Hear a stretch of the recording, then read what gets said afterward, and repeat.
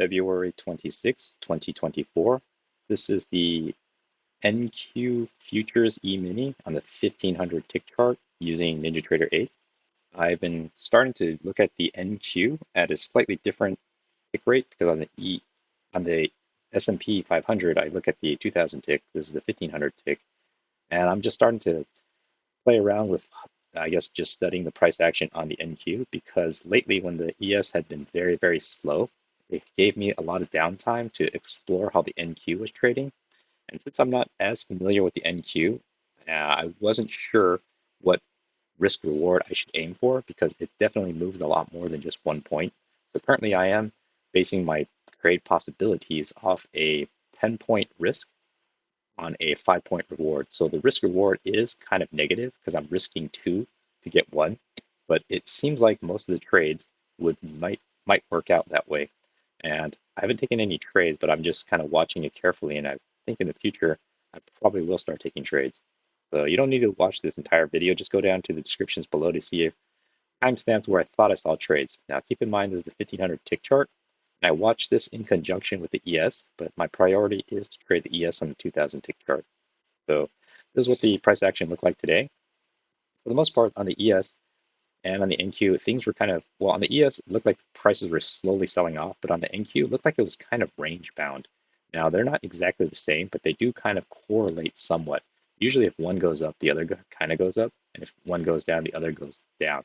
But it's not unusual to see the NQ or the ES do one thing, and then the other one kind of do the other. So I'm going to go into the setups that I saw. The pre-market, similar to the ES, I thought it was going to be a rally day because it was kind of chopping around. And keep in mind, the NQ moves a lot more points than the ES, but also, it's 18,000 compared to, the ES, which is only like 5,000. So already 4 times as big.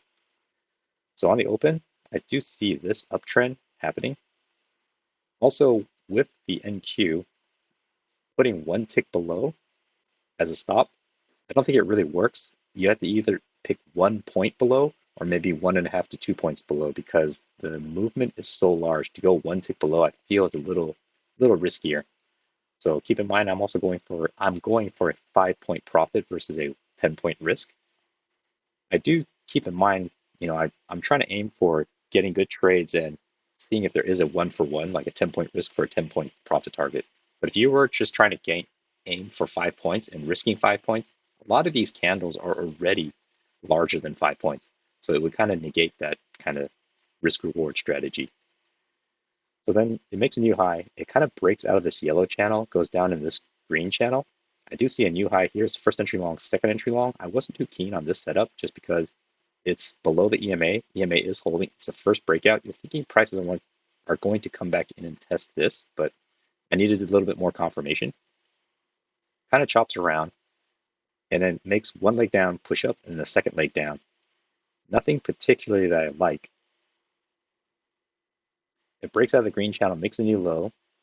At this point, I do see a potential support here, a potential triple test. But when I saw this form, I was not thinking go long as a triple test because it's a little jarbled. I'm not 100% sure I'm in some kind of trading range to just trust a triple test.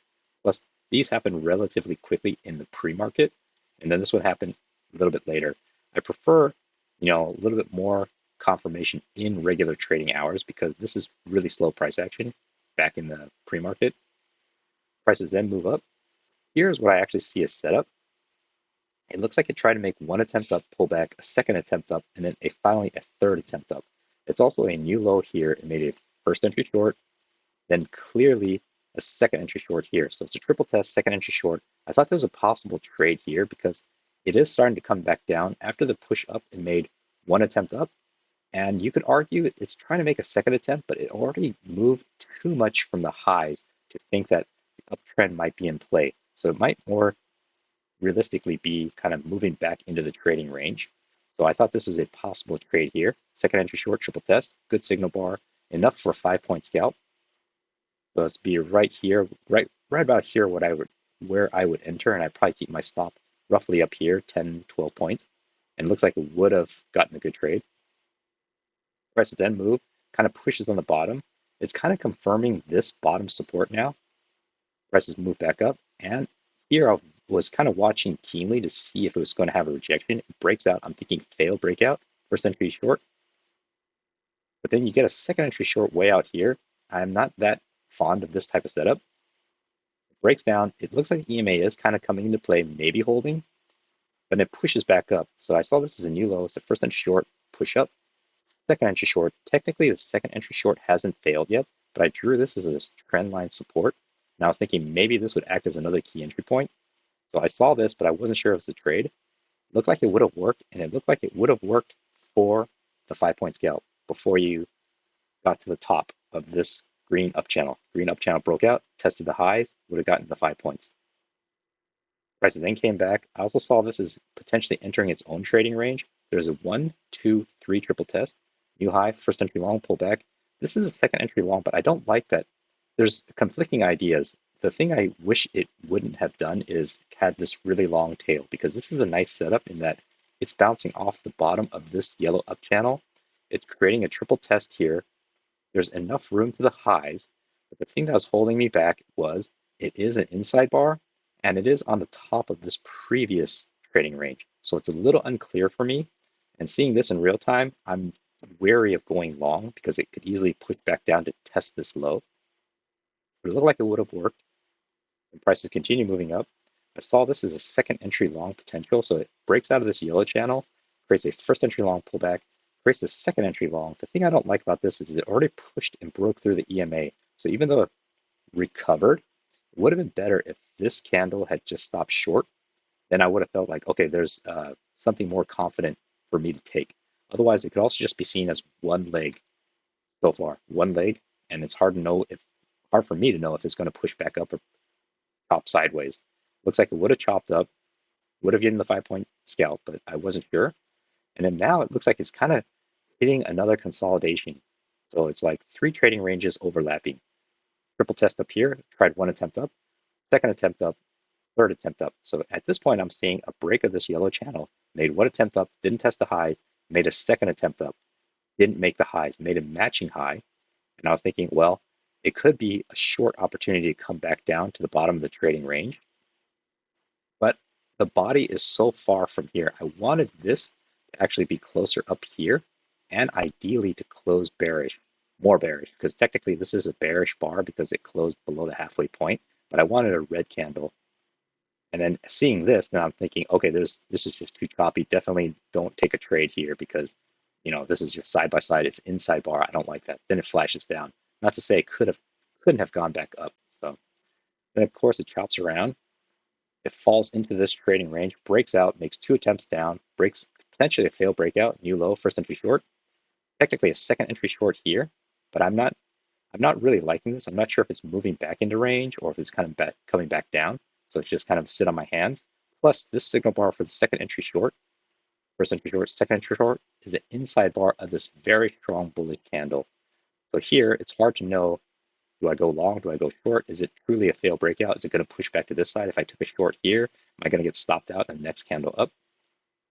Prices then continue moving. It pushes up on this yellow channel. I don't see any really clean entries. Unlike the ES where you can count on, quarter ticks, you can count it here as well. But since each candle is so huge, just making one tick below anything, it feels dicey. So you had to give it a little bit more breathing room. I do see something like this. I see this break of this yellow channel, the first entry long, pullback, second entry long. And then here creates a higher low. It also creates a new low, first entry short, second entry short. I thought this might have been a decent trade because it's one push up. It's a break of this yellow one. It's making 1 attempt up. You could argue this is potentially a second attempt, and this could be the first attempt, second attempt, but I saw it as one big leg down, one push up, and it could be getting ready to push back up to here. So I thought this might have been a potential trade. It has 2 key entry points going for it. First entry short, second entry short, failure, and a higher low confirmed the second entry long.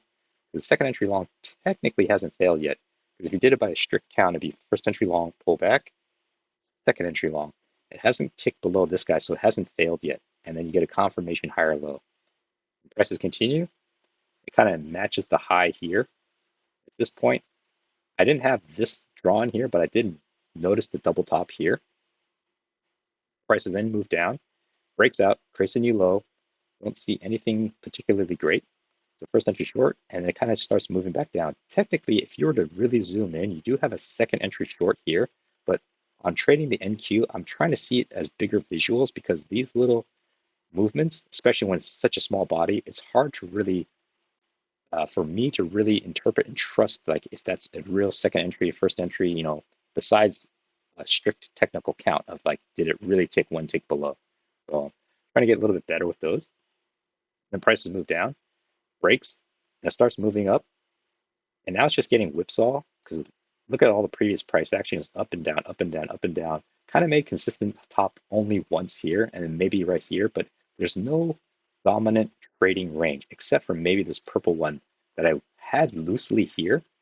But as you can see, it never came back and tested it, and it failed here, and it really only tested it twice here. So it's in a range for sure, but it's a very ugly, inconsistent range. Prices then move, pushes up. Technically, have a first entry long.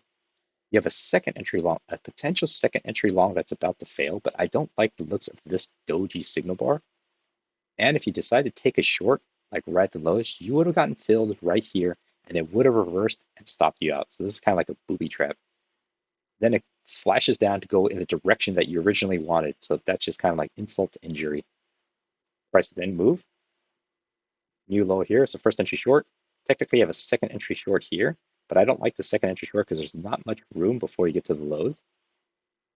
Even if there is 5 points to get scalp, I don't like when it's this close because it doesn't necessarily mean that it's going to push down before it hits this resistance. It could at any time reverse up. So I like these type of setups to have clearly more than the 5 points. And on the ES, clearly more than just the 1 point. Prices then move. It kind of trends down on this, and then it kind of moves into the close. Didn't mean to do that. Put that back.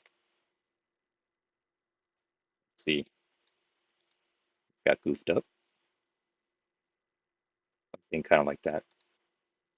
So that's kind of how I saw the charts today. Just keeping an eye on the NQ. Probably start taking some trades. Slowly dip my feet, going with very small contract size, like just one, to see if my read of the NQ is as, if it's a little bit easier, especially on really slow days where there's a lot of downtime. It's good to keep my mind moving and studying more charts as opposed to staring at the ES and then I guess hallucinating or fabricating trades. So hopefully that was helpful.